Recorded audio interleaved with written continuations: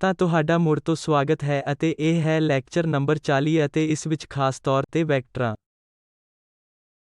ਦੀ linear independence ਬਾਰੇ ਗੱਲ ਕੀਤੀ ਜਾਏਗੀ। ਅਸੀਂ ਅੱਜ ਵੈਕਟਰਾਂ ਦੇ ਲੀਨੀਅਰ ਕੰਬੀਨੇਸ਼ਨ ਅਤੇ ਵੈਕਟਰਾਂ ਦੀ ਇਸ ਲੀਨੀਅਰ ਇੰਡੀਪੈਂਡੈਂਸ ਬਾਰੇ ਵੀ ਗੱਲ ਕਰਾਂਗੇ। ਤਾਂ ਆਓ ਦੇਖਦੇ ਹਾਂ ਕਿ ਲੀਨੀਅਰ ਕੰਬੀਨੇਸ਼ਨ ਕੀ ਹੁੰਦਾ ਹੈ।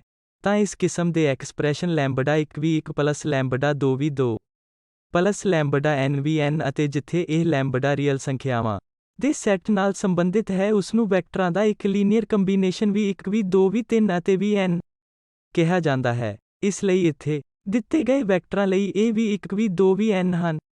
ਇਹ ਐਕਸਪ੍ਰੈਸ਼ਨ ਇੱਥੇ ਲੈਂਬਡਾ 1 ਵੀ 1 ਪਲੱਸ ਲੈਂਬਡਾ 2 ਵੀ 2 ਲੈਂਬਡਾ n ਵੀ n ਆਦਿ ਨੂੰ ਇਹਨਾਂ ਵੈਕਟਰਾਂ ਦਾ ਲੀਨੀਅਰ ਕੰਬੀਨੇਸ਼ਨ ਕਿਹਾ ਜਾਂਦਾ ਹੈ ਜਿੱਥੇ ਇਹ ਲੈਂਬਡਾ ਰੀਅਲ ਸੰਖਿਆਵਾਂ ਦੇ ਸੈੱਟ ਨਾਲ ਸੰਬੰਧਿਤ ਹਨ।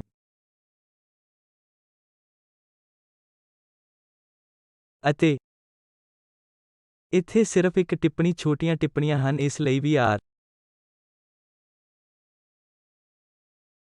ਦੇ ਉੱਪਰ ਇੱਕ ਵੈਕਟਰ ਸਪੇਸ ਨਾਲ ਸੰਬੰਧਿਤ ਹੈ ਜਿੱਥੇ ਵੀ ਇੱਕ ਵੈਕਟਰ ਸਪੇਸ ਹੈ ਅਤੇ ਵੀ ਛੋਟਾ ਵੀ ਇਸ ਵੈਕਟਰ ਸਪੇਸ ਵੀ ਦਾ ਇੱਕ ਇਵੈਂਟ ਹੈ। ਇਹ ਵੀ ਵਿੱਚ ਵੀ 1 ਵੀ 2 ਵੀ 3 ਵੀ n ਦਾ ਇੱਕ ਲੀਨੀਅਰ ਕੰਬੀਨੇਸ਼ਨ ਹੈ। ਇਸ ਲਈ ਇਹ ਸਾਰੇ ਵੈਕਟਰ ਵੀ ਵਿੱਚ ਹਨ ਅਤੇ ਅਸੀਂ ਕਹਿੰਦੇ ਹਾਂ ਕਿ ਇਹ ਵੀ 1 ਵੀ 2 ਵੀ 3 ਵੀ n ਦਾ ਇੱਕ ਲੀਨੀਅਰ ਕੰਬੀਨੇਸ਼ਨ ਹੈ। ਜੇ ਇੱਥੇ ਸਕੇਲਰ ਲੈਂਬਡਾ 1 ਲੈਂਬਡਾ 2 ਲੈਂਬਡਾ 3 ਲੈਂਬਡਾ n ਮੌਜੂਦ ਹਨ ਅਤੇ ਉਹ R ਨਾਲ ਸੰਬੰਧਿਤ ਹਨ ਕਿਉਂਕਿ ਜਿਵੇਂ ਕਿ ਸਕੇਲਰ ਹਨ ਜਿਵੇਂ ਕਿ ਅਸੀਂ ਇਸ ਨੂੰ ਇੱਥੇ ਵੀ ਦੇ ਹੋਰਾਂ ਦੇ ਇੱਕ ਲੀਨੀਅਰ ਕੰਬੀਨੇਸ਼ਨ ਦੇ ਰੂਪ ਵਿੱਚ ਲਿਖ ਸਕਦੇ ਹਾਂ। ਫਿਰ ਅਸੀਂ ਕਹਿੰਦੇ ਹਾਂ ਕਿ ਇਹ ਵੀ ਵੈਕਟਰਾਂ ਵੀ 1 ਵੀ 2 ਵੀ 3 ਵੀ n ਦਾ ਇੱਕ ਲੀਨੀਅਰ ਕੰਬੀਨੇਸ਼ਨ ਹੈ। ਜੇ ਅਸੀਂ ਇਸ ਵੀ ਨੂੰ ਲੈਂਬਡਾ 1 ਵੀ 1 ਪਲੱਸ ਲੈਂਬਡਾ 2 ਵੀ 2 ਪਲੱਸ ਲੈਂਬਡਾ n ਵੀ n ਦੇ ਰੂਪ ਵਿੱਚ ਲਿਖ ਸਕਦੇ ਹਾਂ ਤਾਂ ਅਸੀਂ ਇਸ ਵੈਕਟਰ ਨੂੰ ਕਹਿੰਦੇ ਹਾਂ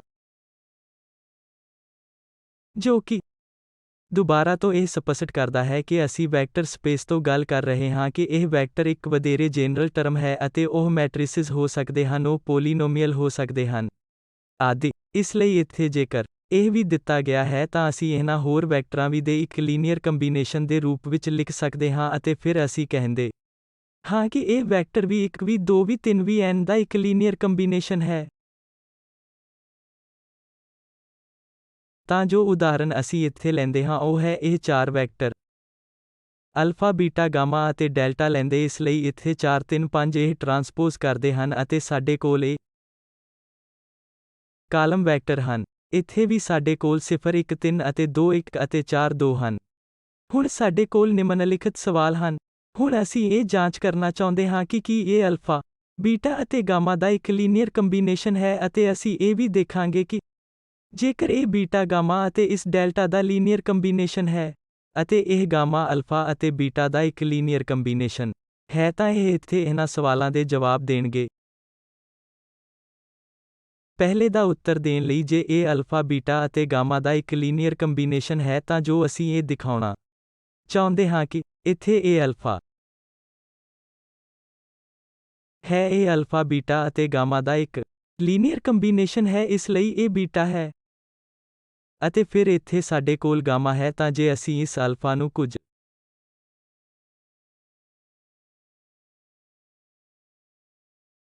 ਲੈਂਬਡਾ ਲਈ ਲੈਂਬਡਾ 1 ਬੀਟਾ ਜੋੜ ਲੈਂਬਡਾ 2 ਗਾਮਾ ਵਜੋਂ ਲਿਖ ਸਕਦੇ ਹਾਂ ਤਾਂ ਅਸੀਂ ਕਹਾਂਗੇ ਕਿ ਹਾਂ ਇਹ ਅਲਫਾ ਬੀਟਾ ਅਤੇ ਗਾਮਾ ਦਾ ਇੱਕ ਲੀਨੀਅਰ ਕੰਬੀਨੇਸ਼ਨ ਹੈ।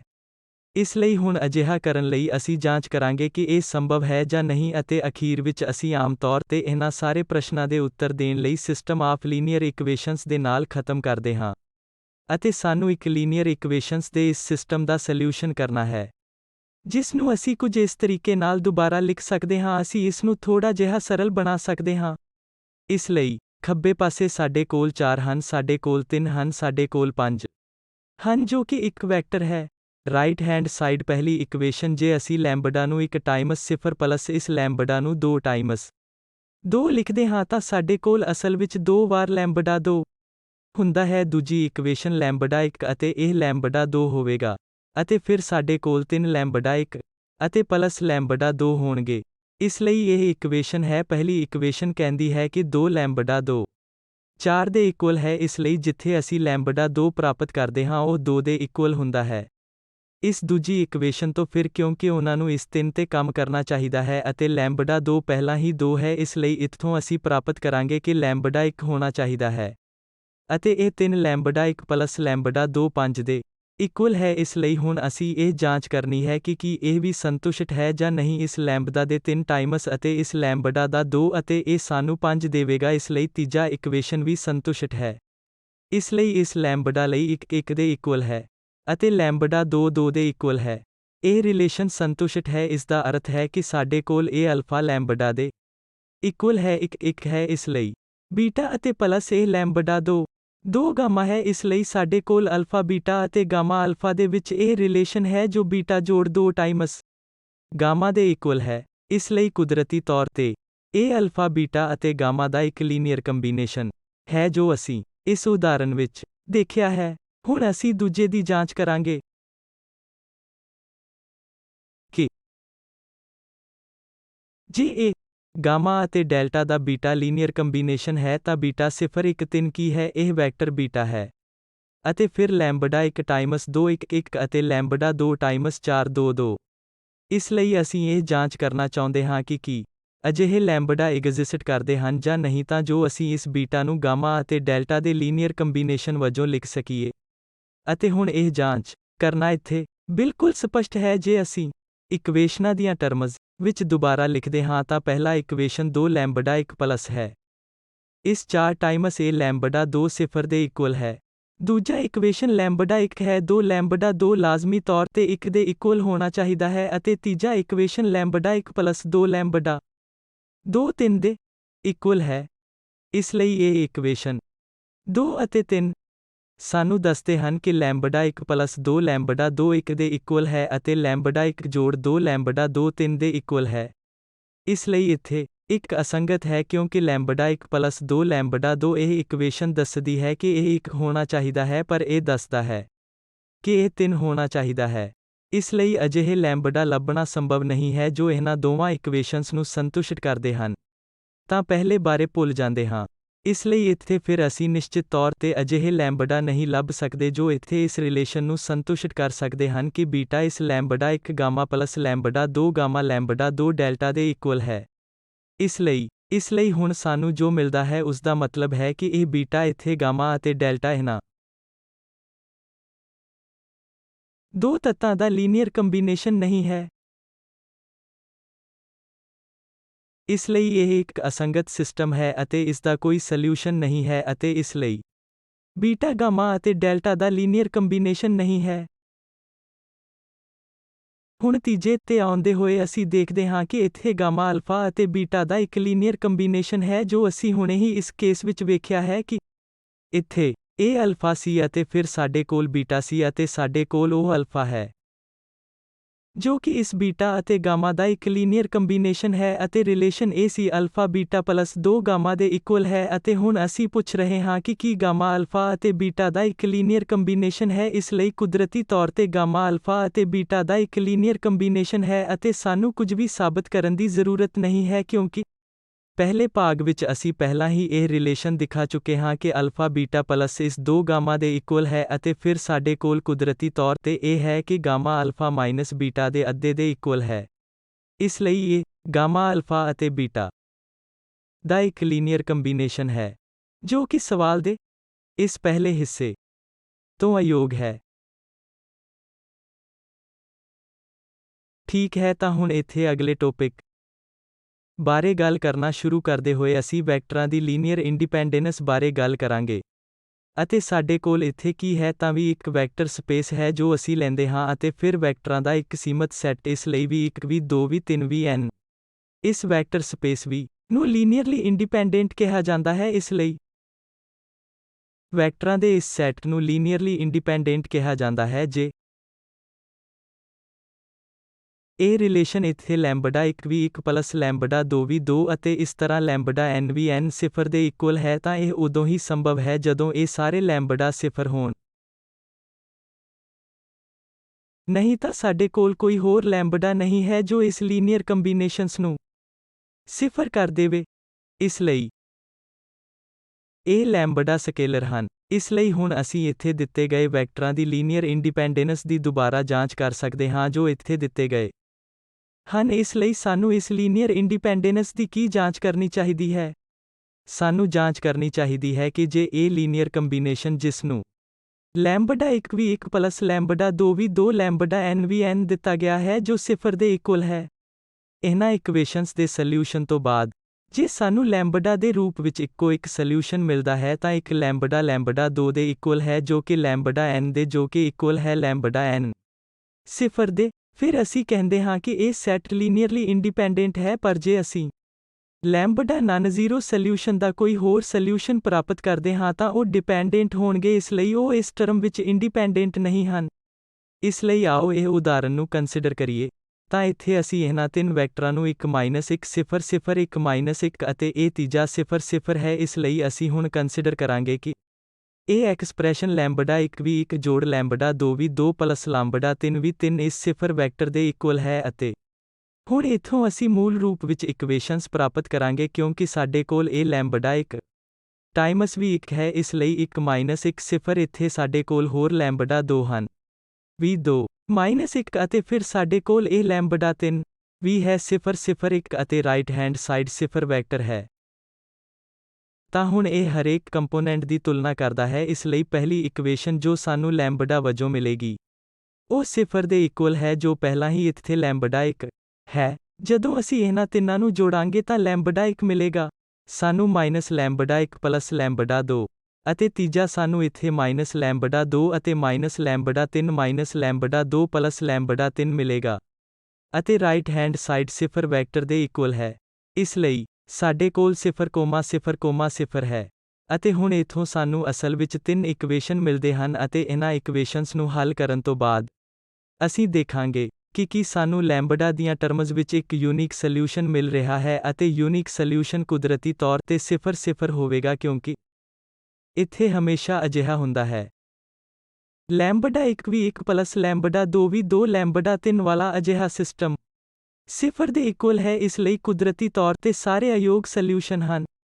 ਜੋ ਅਸੀਂ ਇੱਥੇ ਕਹਿੰਦੇ ਹਾਂ ਉਹ ਲੈਂਬਡਾ ਲਈ 0 0 0 ਹੈ ਪਰ ਤੁਸੀਂ ਦੇਖੋਗੇ ਕਿ ਸਾਡੇ ਕੋਲ ਕੁਝ ਨਾਨ ਟ੍ਰਿਵੀਅਲ ਸੋਲਿਊਸ਼ਨ ਹੈ ਜਾਂ ਨਹੀਂ। ਜੇਕਰ ਸਾਡੇ ਕੋਲ ਕੇਵਲ ਟ੍ਰਿਵੀਅਲ ਸੋਲਿਊਸ਼ਨ ਹੈ ਜੋ 0 ਸੋਲਿਊਸ਼ਨ ਹੈ ਫਿਰ ਅਸੀਂ ਕਹਿੰਦੇ ਹਾਂ ਕਿ ਉਹ ਲੀਨੀਅਰਲੀ ਇੰਡੀਪੈਂਡੈਂਟ ਹਨ। ਇਸ ਲਈ ਇੱਥੇ ਅਸੀਂ ਕੀ ਦੇਖਾਂਗੇ ਕਿ ਕਿਉਂਕਿ ਪਹਿਲੀ ਇਕੁਏਸ਼ਨ ਖੁਦ ਤੁਹਾਨੂੰ ਦੱਸਦੀ ਹੈ ਕਿ ਲੈਂਬਡਾ 1 0 ਦੇ ਇਕੁਅਲ ਹੈ ਤਾਂ ਜਦੋਂ ਲੈਂਬਡਾ 1 0 ਲੈਂਬਡਾ 2 0 ਦੇ ਇਕੁਅਲ ਹੁੰਦਾ ਹੈ ਜੋ ਕਿ ਦੂਜੀ ਇਕੁਏਸ਼ਨ ਤੋਂ ਆ ਰਿਹਾ ਹੈ ਅਤੇ ਤੀਜੀ ਇਕੁਏਸ਼ਨ ਤੋਂ ਜਦੋਂ ਸਾਨੂੰ ਲੈਂਬਡਾ 2 0 ਮਿਲਦੇ ਹਨ ਤਾਂ ਲੈਂਬਡਾ 3 ਵੀ 0 ਦੇ ਇਕੁਅਲ ਹੁੰਦਾ ਹੈ। ਇਸ ਲਈ ਇਹ ਇੱਕੋ ਇੱਕ ਸੰਭਾਵਨਾ ਹੈ ਜੋ ਅਸੀਂ ਇੱਥੇ ਪ੍ਰਾਪਤ ਕਰ ਰਹੇ ਹਾਂ ਜੋ ਇੱਕ ਯੂਨੀਕ ਸੋਲਿਊਸ਼ਨ ਹੈ ਜੋ ਅਸੀਂ ਜਨਰਲ ਤੌਰ ਤੇ ਵੀ ਕਰ ਸਕਦੇ ਹਾਂ। ਅਸੀਂ ਇਸ ਆਗਮੈਂਟਡ ਮੈਟ੍ਰਿਕਸ ਦੇ ਰੂਪ ਵਿੱਚ ਹੇਠਾਂ ਆਵਾਂਗੇ ਅਤੇ ਫਿਰ ਉੱਥੋਂ ਇਸ ਰੋ ਐਸ਼ਲੋਨ ਨੂੰ ਘਟਾਉਂਦੇ ਹੋਏ ਅਸੀਂ ਇਹ ਵੀ ਵੇਖ ਸਕਦੇ ਹਾਂ ਕਿ ਕੀ ਅਸੀਂ ਯੂਨੀਕ ਸੋਲਿਊਸ਼ਨ ਪ੍ਰਾਪਤ ਕਰ ਰਹੇ ਹਾਂ। ਹੁਣ ਸਾਨੂੰ ਅਨੰਤ ਰੂਪ ਨਾਲ ਅਨੇਕ ਸੋਲਿਊਸ਼ਨ ਮਿਲ ਰਹੇ ਹਨ ਜਾਂ ਇਹ ਹੈ। ਇਹ ਕੁਦਰਤੀ ਤੌਰ ਤੇ ਕਿਸੇ ਸੋਲਿਊਸ਼ਨ ਦਾ ਕੇਸ ਨਹੀਂ ਹੋ ਸਕਦਾ ਕਿਉਂਕਿ ਇਹ ਹਮੇਸ਼ਾ ਇਸ ਹੋਮੋਜੀਨੀਅਸ ਇਕੁਏਸ਼ਨ ਦਾ ਇੱਕ ਸਿਸਟਮ ਹੁੰਦਾ ਹੈ ਜਿਸ ਦਾ ਹਮੇਸ਼ਾ ਘੱਟੋ ਘੱਟ ਇੱਕ ਅਯੋਗ ਸੋਲਿਊਸ਼ਨ ਹੁੰਦਾ ਹੈ। ਇਸ ਲਈ ਇੱਥੇ ਅਸੀਂ ਦੇਖਿਆ ਹੈ ਕਿ ਇਹ ਵੈਕਟਰ ਲੀਨੀਅਰਲੀ ਇੰਡੀਪੈਂਡੈਂਟ ਹਨ ਅਤੇ ਅਸੀਂ ਹੁਣ ਦੂਜੀ ਉਦਾਹਰਨ ਦੇਖਾਂਗੇ ਜੋ ਕਹਿੰਦੀ ਹੈ ਕਿ ਵੀ 1 0 0 ਵੀ 2 1 2 ਦੇ ਇਕੁਅਲ ਹੈ ਜੋ ਲੀਨੀਅਰਲੀ ਇੰਡੀਪੈਂਡੈਂਟ ਹਨ ਅਤੇ ਜਦੋਂ ਵੀ ਸਾਡੇ ਕੋਲ ਇਹ 0 ਵੈਕਟਰ ਹੁੰਦਾ ਹੈ ਤਾਂ ਸੈੱਟ ਵਿੱਚ ਹੁੰਦਾ ਹੈ। ਇਸ ਦੀ ਜਾਂਚ ਕਰਨਾ ਇੱਕ ਟ੍ਰਿਵੀਅਲ ਕੰਮ ਹੈ ਕਿਉਂਕਿ ਅਸੀਂ ਹਮੇਸ਼ਾ ਇਸ ਸਮਾਨ ਲੈਂਬਡਾ ਨੂੰ 1 0 0 ਲੈਂਬਡਾ ਤੋਂ 1 2 ਨੂੰ 0 0 ਦੇ ਇਕੁਅਲ ਕੰਸੀਡਰ ਕਰ ਸਕਦੇ ਹਾਂ ਅਤੇ ਕਿਉਂਕਿ 0 ਵੈਕਟਰ ਹੈ ਇਸ ਲਈ ਮੈਂ ਇੱਥੇ ਕੋਈ ਵੀ ਲੈਂਬਡਾ ਲੈ ਸਕਦਾ ਹਾਂ ਇਸ ਨਾਲ ਕੋਈ ਵੀ ਲੈਂਬਡਾ ਨਹੀਂ ਹੁੰਦਾ ਜਿੱਥੇ ਮੈਂ ਇਸ ਨਾਲ ਕੋਈ ਲੈਂਬਡਾ ਲੈ ਸਕਦਾ ਹਾਂ ਅਤੇ ਫਿਰ ਲੈਂਬਡਾ 2 ਨੂੰ 0 ਦੀ ਵੈਲਿਊ ਅਤੇ ਇਕੁਏਸ਼ਨ ਨੂੰ ਅਸੀਂ ਸੰਤੁਸ਼ਟ ਕਰਾਂਗੇ ਕਿਉਂਕਿ 0 ਦੇ ਨਾਲ ਸਾਡੇ ਕੋਲ ਹੁਣ ਇੱਥੇ 0 ਵੈਕਟਰ ਹੈ ਅਤੇ ਮੈਂ ਕਿਸੇ ਵੀ ਲੈਂਬਡਾ ਦੀ ਚੋਣ ਕਰ ਸਕਦਾ ਹਾਂ। ਇਹ ਅਜੇ ਵੀ ਇੱਕ 0 ਵੈਕਟਰ ਹੋਵੇਗਾ ਅਤੇ 0 ਪਲੱਸ 0 ਵੈਕਟਰ ਦਿੱਤਾ ਜਾਵੇਗਾ। ਇਸ ਲਈ ਰੀਅਲ ਸੰਖਿਆਵਾਂ ਦੇ ਇਸ ਸੈੱਟ ਵਿੱਚੋਂ ਸਾਰੇ ਲੈਂਬਡਾ ਲਈ ਇਹ ਇਕੁਏਸ਼ਨ ਸੰਤੁਸ਼ਟ ਹੈ ਅਤੇ ਇਸ ਲਈ ਅਸੀਂ ਨਾਨ-ਜ਼ੀਰੋ ਸੋਲਿਊਸ਼ਨ ਪ੍ਰਾਪਤ ਕਰ ਰਹੇ ਹਾਂ। ਸਾਡਾ ਲੈਂਬਡਾ ਇਸ ਮਾਮਲੇ ਵਿੱਚ 0 ਨਹੀਂ ਹੈ ਪਰ ਅਸੀਂ ਬਹੁਤ ਸਾਰੀਆਂ ਸੰਭਾਵਨਾਵਾਂ ਪ੍ਰਾਪਤ ਕਰ ਰਹੇ ਹਾਂ ਜੋ ਇੱਥੇ ਇਸ 0 ਨੂੰ ਜੋੜ ਰਹੀਆਂ ਹਨ ਅਤੇ ਇਸ ਲਈ ਇਹ ਸੈੱਟ ਲੀਨੀਅਰਲੀ ਡਿਪੈਂਡੈਂਟ ਹੈ। ਇਸ ਲਈ ਜਦੋਂ ਵੀ ਸਾਡੇ ਕੋਲ ਇਹਨਾਂ ਵੈਕਟਰਾਂ ਦੇ ਸੈੱਟ ਵਿੱਚ ਕੋਈ 0 ਵੈਕਟਰ ਸ਼ਾਮਲ ਹੁੰਦਾ ਹੈ ਤਾਂ ਇਹ ਵੈਕਟਰ ਲੀਨੀਅਰਲੀ ਡਿਪੈਂਡੈਂਟ ਹੋਣ ਜਾ ਰਹੇ ਹਨ। ਇਸ ਲਈ ਇਹ ਸਿਫਰ ਸੈੱਟ ਦੇ ਵੈਕਟਰਾਂ ਵਿੱਚੋਂ ਇੱਕ ਹੈ ਅਤੇ ਫਿਰ ਸੈੱਟ ਲਾਜ਼ਮੀ ਤੌਰ ਤੇ ਲੀਨੀਅਰਲੀ ਡਿਪੈਂਡੈਂਟ ਹੋਣਾ ਚਾਹੀਦਾ ਹੈ। ਅਤੇ ਇਹ ਹੈ ਸਵਾਲ 3। ਅਸੀਂ ਇਹਨਾਂ ਵੈਕਟਰਾਂ ਦੀ ਜਾਂਚ ਕਰਦੇ ਹਾਂ 1 1 1 ਅਤੇ 1 1 0 1 0 0 ਅਤੇ ਸਾਡੇ ਕੋਲ 1 0 1 ਲੀਨੀਅਰਲੀ ਇੰਡੀਪੈਂਡੈਂਟ ਹਨ। ਇਸ ਲਈ ਅਸੀਂ ਹੁਣ ਇਹ 4 ਵੈਕਟਰ ਲੈ ਚੁੱਕੇ ਹਾਂ ਅਤੇ ਅਸੀਂ ਇਹ ਜਾਂਚ ਕਰਨਾ ਚਾਹੁੰਦੇ ਹਾਂ ਕਿ ਕੀ ਇਹ ਲੀਨੀਅਰਲੀ ਇੰਡੀਪੈਂਡੈਂਟ ਹਨ ਜਾਂ ਉਹ ਲੀਨੀਅਰਲੀ ਡਿਪੈਂਡੈਂਟ ਹਨ। ਹੁਣ ਅਸੀਂ ਉਹੀ ਪ੍ਰਕਿਰਿਆ ਕੰਟੀਨਿਊ ਰੱਖਾਂਗੇ। ਇਸ ਲਈ ਅਸੀਂ ਇੱਥੇ ਇਸ ਲੀਨੀਅਰ ਕੰਬੀਨੇਸ਼ਨ ਨੂੰ ਕੰਸੀਡਰ ਕਰਾਂਗੇ ਅਤੇ ਇਹ 0 ਤੇ ਸੈੱਟ ਕੀਤਾ ਜਾਵੇਗਾ। ਇਸ ਲਈ ਸਾਡੇ ਕੋਲ ਲੈਂਬਡਾ 1 ਵੀ 1 ਪਲੱਸ ਲੈਂਬਡਾ 2 ਵੀ 2 ਪਲੱਸ ਲੈਂਬਡਾ 3 ਵੀ 3 ਪਲੱਸ ਇਹ ਲੈਂਬਡਾ 4 ਪਲੱਸ 4 0 ਦੇ ਇਕੁਅਲ ਹੈ। ਅਤੇ ਇਸ ਦਾ ਮਤਲਬ ਇਹ ਹੋਵੇਗਾ ਕਿ ਸਾਨੂੰ ਹੁਣ ਇਹ ਪ੍ਰਸ਼ਨ ਬਣਾਉਣੇ ਪੈਣਗੇ।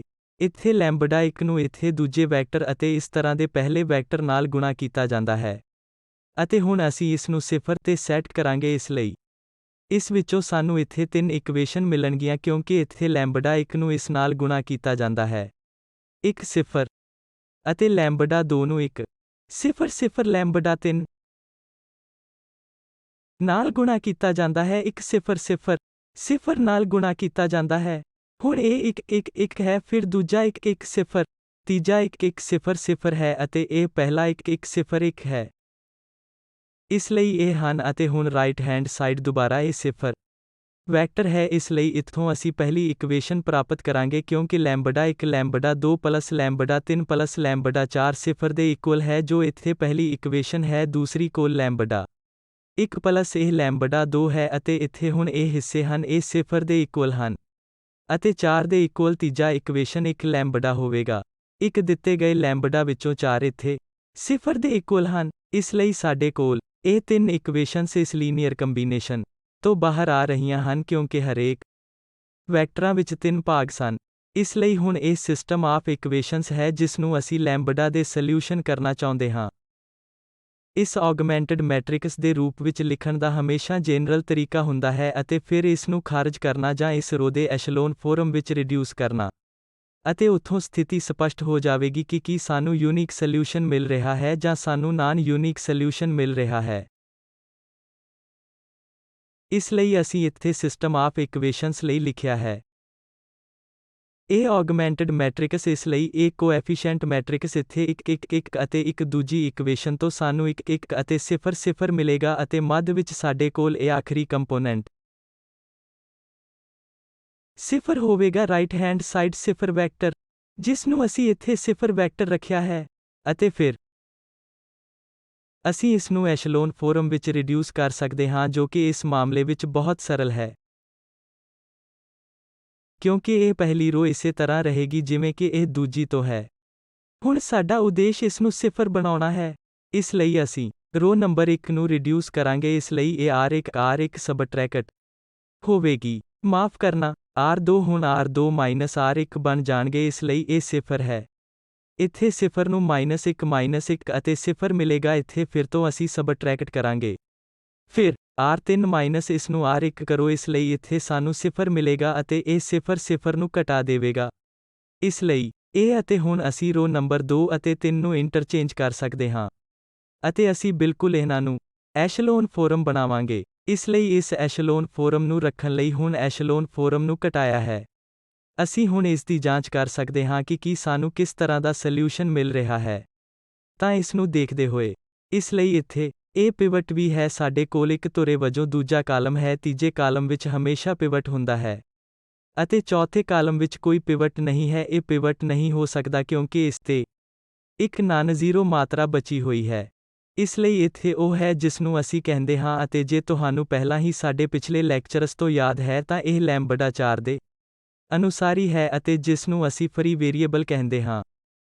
ਇਸ ਕੇਸ ਵਿੱਚ ਸਿਰਫ ਇੱਕ ਫਰੀ ਵੇਰੀਏਬਲ ਹੈ ਅਤੇ ਇਹ ਲੈਂਬਡਾ 1 ਲੈਂਬਡਾ 2 ਲੈਂਬਡਾ 3 ਡਿਪੈਂਡੈਂਟ ਵੇਰੀਏਬਲ ਹਨ। ਇਸ ਲਈ ਇੱਥੇ ਸਿਸਟਮ ਦੇ ਸੋਲਿਊਸ਼ਨ ਵਿੱਚ ਇੱਕ ਫਰੀ ਵੇਰੀਏਬਲ ਹੈ। ਹੁਣ ਸਾਨੂੰ ਕੁਦਰਤੀ ਤੌਰ ਤੇ ਸੋਲਿਊਸ਼ਨ ਦੀਆਂ ਅਨੰਤ ਸੰਭਾਵਨਾਵਾਂ ਮਿਲ ਰਹੀਆਂ ਹਨ ਅਤੇ ਇੱਕ ਵਾਰ ਜਦੋਂ ਸਾਡੇ ਕੋਲ ਸੋਲਿਊਸ਼ਨ ਦੀਆਂ ਅਨੰਤ ਸੰਭਾਵਨਾਵਾਂ ਹਨ ਤਾਂ ਇਹ ਸਿਸਟਮ ਲੀਨੀਅਰਲੀ ਇੰਡੀਪੈਂਡੈਂਟ ਨਹੀਂ ਹੋ ਸਕਦਾ ਕਿਉਂਕਿ ਸਾਡੇ ਕੋਲ ਯੂਨੀਕ ਸੋਲਿਊਸ਼ਨ ਨਹੀਂ ਹੈ ਜੋ ਲੈਂਬਡਾ 1 ਹੈ। ਇਹ ਸਾਰੇ ਲੈਂਬਡਾ 0 ਦੇ ਇਕੁਅਲ ਹੋਣਗੇ। ਇਸ ਲਈ ਇਸ ਕੇਸ ਵਿੱਚ ਸਾਡੇ ਕੋਲ ਹੁਣ ਅਨੰਤ ਰੂਪ ਵਿੱਚ ਅਨੇਕ ਸੋਲਿਊਸ਼ਨ ਹਨ ਕਿਉਂਕਿ ਲੈਂਬਡਾ 4 ਇੱਕ ਫਰੀ ਵੇਰੀਏਬਲ ਹੈ ਅਤੇ ਅਸੀਂ ਉਹ ਕੁਝ ਵੀ ਚੁਣ ਸਕਦੇ ਹਾਂ ਜੋ ਅਸੀਂ ਚਾਹੁੰਦੇ ਹਾਂ। ਇਸ ਲਈ ਉਦਾਹਰਨ ਵਜੋਂ ਅਸੀਂ ਲੈਂਬਡਾ 4 1 ਦੇ ਰੂਪ ਵਿੱਚ ਲਿਆ ਹੈ ਅਤੇ ਫਿਰ ਇਸ ਇਕੁਏਸ਼ਨ ਤੋਂ ਅਸੀਂ ਇਸ ਲੈਂਬਡਾ 3 ਨੂੰ ਦੂਜੇ ਇਕੁਏਸ਼ਨ ਲੈਂਬਡਾ 2 ਤੋਂ ਘਟਾ ਕੇ 1 ਦੇ ਰੂਪ ਵਿੱਚ ਪ੍ਰਾਪਤ ਕਰ ਸਕਦੇ ਹਾਂ ਅਤੇ ਇਸ ਪਹਿਲੀ ਇਕੁਏਸ਼ਨ ਤੋਂ ਅਸੀਂ ਲੈਂਬਡਾ 1 ਨੂੰ ਘਟਾ ਕੇ 1 ਦੇ ਰੂਪ ਵਿੱਚ ਪ੍ਰਾਪਤ ਕਰ ਸਕਦੇ ਹਾਂ। ਇਸ ਲਈ ਅਸੀਂ ਇਸ ਲੈਂਬਡਾ 4 ਦਾ ਇਹ ਵਿਕਲਪ ਪ੍ਰਾਪਤ ਕਰ ਰਹੇ ਹਾਂ। ਇੱਥੇ ਹੋਰ ਸਾਰੇ ਲੈਂਬਡਾ 3-1 ਲੈਂਬਡਾ 2 1 ਹੈ ਅਤੇ ਲੈਂਬਡਾ 1-1 ਹੈ। ਇਸ ਦਾ ਮਤਲਬ ਇਹ ਹੈ ਕਿ ਅਸੀਂ ਇਹ ਰਿਲੇਸ਼ਨ ਇੱਥੇ ਪ੍ਰਾਪਤ ਕਰ ਰਹੇ ਹਾਂ, ਇਸ ਲਈ ਕੁਦਰਤੀ ਤੌਰ ਤੇ ਉਹ ਡਿਪੈਂਡੈਂਟ ਹਨ, ਉਹ ਇੰਡੀਪੈਂਡੈਂਟ ਨਹੀਂ ਹਨ ਅਤੇ ਉਹ ਇਸ ਰਿਲੇਸ਼ਨ ਨਾਲ ਇੱਕ ਦੂਜੇ ਤੇ ਡਿਪੈਂਡ ਕਰਦੇ ਹਨ। ਇਸ ਲਈ ਇੱਥੇ ਵੈਕਟਰਾਂ ਦਾ ਦਿੱਤਾ ਗਿਆ ਸੈੱਟ ਲੀਨੀਅਰਲੀ ਡਿਪੈਂਡੈਂਟ ਹੈ। ਤਾਂ ਇੱਥੇ ਇੱਕ ਹੋਰ ਸਵਾਲ ਜਿਸ ਨੂੰ ਅਸੀਂ ਹੁਣ ਦੇਖਾਂਗੇ ਉਹ ਇਹ ਹੈ, ਇਹ ਸੈੱਟ 2-1-1 ਅਤੇ 1-2-2 ਅਤੇ 1-1-1 ਕੀ ਇਹ ਲੀਨੀਅਰਲੀ ਡਿਪੈਂਡੈਂਟ ਹੈ ਜਾਂ ਇਹ ਲੀਨੀਅਰਲੀ ਇੰਡੀਪੈਂਡੈਂਟ ਹੈ? ਤਾਂ ਸਿਰਫ ਪਿਛਲੇ ਸਵਾਲ ਤੇ ਵਾਪਸ ਜਾਂਦੇ ਹੋਏ ਅਸੀਂ ਦੇਖਦੇ ਹਾਂ ਕਿ ਸਾਡੇ ਕੋਲ ਇੱਕ ਸਿਮਿਲਰ ਸਵਾਲ ਹੈ। ਤਾਂ ਸਾਡੇ ਕੋਲ ਇੱਥੇ 4 ਵੈਕਟਰ ਸਨ ਅਤੇ ਸਾਡੇ ਆਗਮੈਂਟਡ ਮੈਟ੍ਰਿਕਸ ਦੇ ਕੋਲ ਇਹ ਕਾਲਮ ਸਨ। ਇੱਥੇ ਇਹ ਸਾਰੇ ਵੈਕਟਰ ਇੱਥੇ ਕਾਲਮ ਸਨ 1-1-1-1-1-0 ਸੀ। ਇਸ ਲਈ ਅਸੀਂ ਇਹਨਾਂ ਸਾਰਿਆਂ ਨੂੰ ਇੱਥੇ ਕਾਲਮਾਂ ਵਿੱਚ ਰਾਈਟ ਹੈਂਡ ਸਾਈਡ AB ਨੂੰ ਅਸੀਂ ਹਮੇਸ਼ਾ 0 ਕਰ ਸਕਦੇ ਹਾਂ। ਸਾਨੂੰ ਹਮੇਸ਼ਾ 0-0-0 ਲਿਖਣ ਦੀ ਜ਼ਰੂਰਤ ਨਹੀਂ ਹੈ ਕਿਉਂਕਿ ਇਹ ਬਦਲਣ ਵਾਲਾ ਨਹੀਂ ਹੈ। ਇਸ ਲਈ ਅਸੀਂ ਸਿਰਫ ਇਸ ਦੇ ਨਾਲ ਕੰਮ ਕਰ ਸਕਦੇ ਹਾਂ ਅਤੇ ਰੋ ਵਿੱਚੋਂ ਇਸ ਐਸ਼ਲੋਨ ਫਾਰਮ ਨੂੰ ਘਟਾ ਸਕਦੇ ਹਾਂ ਜਿਸ ਤੋਂ ਅਸੀਂ ਕਨਕਲੂਜ਼ਨ ਕੱਢ ਸਕਦੇ ਹਾਂ ਸੋਲਿਊਸ਼ਨ ਦੀ ਹੋਂਦ। ਇਸ ਲਈ ਹੁਣ ਇੱਥੇ ਇਸ ਵੱਲ ਵਾਪਸ ਆਉਣਾ ਇੱਕ ਨਵਾਂ ਸਵਾਲ ਹੈ ਜਿਸ ਵਿੱਚ ਸਾਡੇ ਕੋਲ ਇਹ 3 ਵੈਕਟਰ ਹਨ। ਅਸੀਂ ਇਹਨਾਂ ਵੈਕਟਰਾਂ ਦੀ ਲੀਨੀਅਰ ਇੰਡੀਪੈਂਡੈਂਸ ਦੀ ਜਾਂਚ ਕਰਨਾ ਚਾਹੁੰਦੇ ਹਾਂ ਤਾਂ ਜੋ ਅਸੀਂ ਕੀ ਕੰਸੀਡਰ ਕਰੀਏ ਕਿ ਅਸੀਂ ਸਿੱਧੇ ਤੌਰ ਤੇ ਆਗਮੈਂਟਡ ਮੈਟ੍ਰਿਕਸ ਕੰਸੀਡਰ ਕਰੀਏ ਜੋ ਅਸੀਂ ਪਹਿਲਾਂ ਸਿਸਟਮ ਆਫ ਲੀਨੀਅਰ ਇਕੁਏਸ਼ਨਸ ਰਾਹੀਂ ਬਣਾਇਆ ਹੈ। ਇਸ ਲਈ ਇੱਥੇ ਹਰੇਕ ਵੈਕਟਰ ਕਾਲਮ ਹੋਣਗੇ, ਇਸ ਲਈ 2-1 ਅਤੇ ਫਿਰ ਸਾਡੇ ਕੋਲ 1-2-2 ਹਨ ਅਤੇ ਫਿਰ ਤੀਜਾ ਸਾਡੇ ਕੋਲ 1 ਹੈ ਅਤੇ ਰਾਈਟ ਹੈਂਡ ਸਾਈਡ ਫਿਰ 0 ਹੈ। ਤਾਂ ਹੁਣ ਅਸੀਂ ਇਸ ਨੂੰ ਇਸ ਰਿਡਿਊਸ ਐਸ਼ਲੋਨ ਫਾਰਮ ਵਿੱਚ ਰਿਡਿਊਸ ਕਰਾਂਗੇ ਜੋ ਕਿ ਇਸ ਕੇਸ ਵਿੱਚ ਬਹੁਤ ਸੌਖਾ ਹੈ ਕਿਉਂਕਿ ਅਸੀਂ ਇਸ 1 ਤੋਂ 1-2-1 ਨੂੰ ਵੇਖਦੇ ਹਾਂ ਅਤੇ ਇਹ ਇੱਕ ਸਮਾਨ ਹਨ। ਇਸ ਲਈ ਉਹਨਾਂ ਵਿੱਚੋਂ ਇੱਥੇ ਤੁਰੰਤ 1 0 ਹੋ ਜਾਵੇਗਾ ਅਤੇ ਫਿਰ ਇਕੁਏਸ਼ਨ ਨੰਬਰ 1 ਤੋਂ ਅਸੀਂ ਇਕੁਏਸ਼ਨ ਨੰਬਰ 2 ਨੂੰ ਵੀ ਘਟਾ ਸਕਦੇ ਹਾਂ। ਇਸ ਲਈ ਅਸੀਂ ਆਖਰਕਾਰ ਇਹ ਰੋ ਰਿਡਿਊਸ ਐਸ਼ਲੋਨ ਫਾਰਮ ਵਿੱਚ ਪ੍ਰਾਪਤ ਕਰਾਂਗੇ ਅਤੇ ਜਿੱਥੇ ਹੁਣ ਸਾਡੇ ਕੋਲ ਇਹ ਪਿਵਟ ਐਲੀਮੈਂਟ ਹੈ ਅਤੇ ਇਹ ਪਿਵਟ ਐਲੀਮੈਂਟ ਹੈ ਅਤੇ ਇਸ ਤੀਜੇ ਕਾਲਮ ਵਿੱਚ ਪਿਵਟ ਐਲੀਮੈਂਟ ਨਹੀਂ ਹੋਵੇਗਾ। ਇਸ ਲਈ ਸਾਡੇ ਕੋਲ ਇਹ 2 ਪਿਵਟ ਐਲੀਮੈਂਟ ਹਨ, ਇਹ 0 ਰੋ ਹਨ ਅਤੇ ਜੋ ਅਸੀਂ ਹੁਣ ਕਨਕਲੂਡ ਕਰਦੇ ਹਾਂ ਇਸ ਲਈ ਸਾਡੇ ਕੋਲ ਫਰੀ ਵੇਰੀਏਬਲ ਹੈ। ਸਾਡੇ ਕੋਲ ਫਰੀ ਵੇਰੀਏਬਲ ਹੈ, ਇਹ ਲੈਂਬਡਾ 3 ਕਾਲਮ 3 ਦੇ ਅਨੁਸਾਰੀ ਇੱਕ ਫਰੀ ਵੇਰੀਏਬਲ ਹੈ ਅਤੇ ਜਿਸ ਨੂੰ ਅਸੀਂ ਆਪਣੀ ਪਸੰਦ ਮੁਤਾਬਕ ਚੁਣ ਸਕਦੇ ਹਾਂ। ਇਸ ਲਈ ਸਿਰਫ ਸਰਲਤਾ ਦੀ ਗਣਨਾ ਦੀ ਖਾਤਰ ਜੋ ਅਸੀਂ ਲੈਂਬਡਾ 3 ਲਿਆ ਹੈ ਉਹ -3 ਦੇ ਇਕੁਅਲ ਹੈ ਅਤੇ ਫਿਰ ਇਹ ਲੈਂਬਡਾ 2 ਅਤੇ ਲੈਂਬਡਾ 1 ਇਸ ਇਕੁਏਸ਼ਨ ਨੰਬਰ 2 ਤੋਂ ਅਤੇ ਇਕੁਏਸ਼ਨ ਨੰਬਰ 1 ਤੋਂ ਅਸੀਂ ਦੂਜੇ 2 ਪ੍ਰਾਪਤ ਕਰਾਂਗੇ। ਅਸੀਂ ਇਸ ਲੈਂਬਡਾ 3 ਨੂੰ ਠੀਕ ਕਰਾਂਗੇ, ਅਸੀਂ ਇੱਥੇ ਕੋਈ ਹੋਰ ਨੰਬਰ ਲੈ ਸਕਦੇ ਹਾਂ। ਲੈਂਬਡਾ 3 ਲਈ ਸਾਡੇ ਕੋਲ ਲੈਂਬਡਾ 3 ਚੁਣਨ ਦੀ ਆਜ਼ਾਦੀ ਹੈ। ਤਾਂ ਇਸ ਕੰਬੀਨੇਸ਼ਨ ਦੇ ਨਾਲ ਸਾਨੂੰ ਉਦਾਹਰਨ ਲਈ 1 + v2 ਅਤੇ -v3 ਟਾਈਮਸ 3 0 ਦੇ ਇਕੁਅਲ ਮਿਲ ਰਿਹਾ ਹੈ ਅਤੇ ਇੱਥੇ ਬਹੁਤ ਸਾਰੀਆਂ ਸੰਭਾਵਨਾਵਾਂ ਹੋ ਸਕਦੀਆਂ ਹਨ। ਜੇ ਅਸੀਂ ਇਸ ਲੈਂਬਡਾ 3 ਨੂੰ 1 ਦੇ ਰੂਪ ਵਿੱਚ ਚੁਣਦੇ ਹਾਂ ਤਾਂ ਸਾਨੂੰ ਇਸ ਲੈਂਬਡਾ ਲਈ ਵੱਖਰਾ ਲੈਂਬਡਾ 1 ਲੈਂਬਡਾ 2 ਜਾਂ ਕੋਈ ਹੋਰ ਸੰਖਿਆ ਮਿਲੇਗੀ। 3 ਅਨੁਸਾਰੀ ਤੌਰ ਤੇ ਇਹ ਲੈਂਬਡਾ 1 ਅਤੇ ਲੈਂਬਡਾ 2 ਬਦਲ ਜਾਣਗੇ। ਇਸ ਲਈ ਇਹ ਨਿਸ਼ਚਿਤ ਤੌਰ ਤੇ ਕੋਈ ਯੂਨੀਕ ਰਿਪਰਜ਼ੈਂਟੇਸ਼ਨ ਨਹੀਂ ਹੈ, ਇੱਥੇ ਵੱਧ ਤੋਂ ਵੱਧ ਸੰਭਵ ਰਿਪਰਜ਼ੈਂਟੇਸ਼ਨ ਹੋ ਸਕਦੀਆਂ ਹਨ। ਪਰ ਇਹ ਕੀ ਕਹਿੰਦਾ ਹੈ ਕਿ ਇਹ ਵੈਕਟਰ ਲੀਨੀਅਰ ਤੌਰ ਤੇ ਡਿਪੈਂਡੈਂਟ ਹਨ ਅਤੇ ਇੱਥੇ ਉਹਨਾਂ ਦੀ ਡਿਪੈਂਡੈਂਸੀ ਲਈ ਸੰਬੰਧਾਂ ਵਿੱਚੋਂ ਇੱਕ ਪਹਿਲਾਂ ਹੀ ਇੱਥੇ ਵੀ 1 + v 2 3 ਟਾਈਮਸ v 3 ਦੇ ਇਕੁਅਲ ਹੈ ਜੋ ਇੱਕ ਡਿਪੈਂਡੈਂਸੀ ਹੈ ਜਿਹੜੀ ਅਸੀਂ ਇਸ ਕੇਸ ਵਿੱਚ ਦਿਖਾਈ ਹੈ ਅਤੇ ਇਹ ਸੈੱਟ ਲੀਨੀਅਰਲੀ ਡਿਪੈਂਡੈਂਟ ਹੈ। ਇਸ ਲਈ ਅੱਜ ਅਸੀਂ ਜੋ ਸਿੱਖਿਆ ਹੈ ਉਹ ਵੈਕਟਰਾਂ ਦੀ ਲੀਨੀਅਰ ਇੰਡੀਪੈਂਡੈਂਸ ਬਾਰੇ ਹੈ ਅਤੇ ਮੈਂ ਦੁਬਾਰਾ ਕਹਿੰਦਾ ਹਾਂ ਕਿ ਵੈਕਟਰ ਸਪੇਸ ਨੂੰ ਕੰਸੀਡਰ ਕਰਦੇ ਹੋਏ ਇਹ ਇੱਕ ਬਹੁਤ ਮਹੱਤਵਪੂਰਨ ਟੌਪਿਕ ਹੈ ਜਿਸ ਤੇ ਅਸੀਂ ਅਗਲੇ ਲੈਕਚਰ ਵਿੱਚ ਆਪਣੀ ਚਰਚਾ ਕੰਟੀਨਿਊ ਰੱਖਾਂਗੇ। ਅਤੇ ਕੀ ਮਹੱਤਵਪੂਰਨ ਸੀ ਕਿ ਵੈਕਟਰ ਲੈਂਬਡਾ 1 ਵੀ 1 ਪਲੱਸ ਲੈਂਬਡਾ 2 ਵੀ 2 ਪਲੱਸ ਲੈਂਬਡਾ n ਵੀ n ਦਾ ਇਹ ਲੀਨੀਅਰ ਕੰਬੀਨੇਸ਼ਨ 0 ਦੇ ਇਕੁਅਲ ਹੈ। ਜੇ ਅਸੀਂ ਇਸ ਇਕੁਏਸ਼ਨ ਤੋਂ ਬਾਹਰ ਜਾਂਦੇ ਹਾਂ ਜੇ ਸਾਨੂੰ ਯੂਨੀਕ ਸੋਲਿਊਸ਼ਨ ਮਿਲਦਾ ਹੈ, ਕਿਉਂਕਿ ਲੈਂਬਡਾ 2 ਲੈਂਬਡਾ 3 ਦੇ ਬਰਾਬਰ ਹੈ, ਲੈਂਬਡਾ 3 ਲੈਂਬਡਾ n ਦੇ ਇਕੁਅਲ ਹੈ, ਲੈਂਬਡਾ n 0 ਦੇ ਇਕੁਅਲ ਹੈ, ਤਾਂ ਅਸੀਂ ਕਹਿੰਦੇ ਹਾਂ ਕਿ ਇਹ ਸੈਟ ਲੀਨੀਅਰਲੀ ਇੰਡੀਪੈਂਡੈਂਟ ਹੈ। ਕਿਉਂਕਿ ਅਸੀਂ ਕਰ ਸਕਦੇ ਹਾਂ ਇੱਕ ਦੂਜੇ ਤੇ ਵੈਕਟਰਾਂ ਤੇ ਕੋਈ ਡਿਪੈਂਡੈਂਸੀ ਨਹੀਂ ਹੈ ਕਿਉਂਕਿ ਇਸ ਰਿਲੇਸ਼ਨ ਤੋਂ ਸਿਰਫ ਇਹੀ ਸੰਭਾਵਨਾ ਹੈ, ਇਸ ਲਈ ਅਸੀਂ ਇਹਨਾਂ ਵੈਕਟਰਾਂ ਵਿੱਚ ਕੋਈ ਡਿਪੈਂਡੈਂਸੀ ਨਹੀਂ ਲਿਖ ਸਕਦੇ। ਅਤੇ ਜਿਸ ਕਾਰਨ ਅਸੀਂ ਉਹਨਾਂ ਦੀ ਇਸ ਲੀਨੀਅਰ ਇੰਡੀਪੈਂਡੈਂਸ ਨੂੰ ਕਹਿੰਦੇ ਹਾਂ ਜੋ ਵੀ ਅਸੀਂ ਪ੍ਰਾਪਤ ਕਰਦੇ ਹਾਂ ਉਹ ਇੰਡੀਪੈਂਡੈਂਟ ਹਨ। ਇੱਕ ਨਾਨ-ਜ਼ੀਰੋ ਸੋਲਿਊਸ਼ਨ ਅਤੇ ਇਹ ਅਨੰਤ ਰੂਪ ਨਾਲ ਅਨੇਕ ਸੋਲਿਊਸ਼ਨਸ ਦਾ ਕੇਸ ਹੋਵੇਗਾ, ਇਸ ਲਈ ਸਾਡੇ ਕੋਲ ਹੁਣ ਇਸ ਰਿਲੇਸ਼ਨ ਨੂੰ ਲਿਖਣ ਦੇ ਬਹੁਤ ਸਾਰੇ ਤਰੀਕੇ ਹੋ ਸਕਦੇ ਹਨ ਤਾਂ ਜੋ ਇੱਕ ਨੂੰ ਦੂਜਿਆਂ ਦੀ ਟਰਮਜ਼ ਵਿੱਚ ਲਿਖਿਆ ਜਾ ਸਕੇ ਅਤੇ ਇਹੀ ਉਹ ਸਥਿਤੀ ਹੈ ਜਿੱਥੇ ਅਸੀਂ ਇੱਕ ਲੀਨੀਅਰ ਡਿਪੈਂਡੈਂਸੀ ਕਹਿੰਦੇ ਹਾਂ, ਇਸ ਲਈ ਉਸ ਸਥਿਤੀ ਵਿੱਚ ਉਹ ਵੈਕਟਰ ਲੀਨੀਅਰਲੀ ਡਿਪੈਂਡੈਂਟ ਹੋਣਗੇ। ਇਸ ਲਈ ਇਹ ਉਹ ਹਵਾਲੇ ਹਨ ਜੋ ਅਸੀਂ ਇਸ ਲੈਕਚਰ ਵਿੱਚ ਵਰਤੇ ਹਨ ਅਤੇ ਆਪਣਾ ਧਿਆਨ ਦੇਣ ਲਈ ਤੁਹਾਡਾ ਧੰਨਵਾਦ।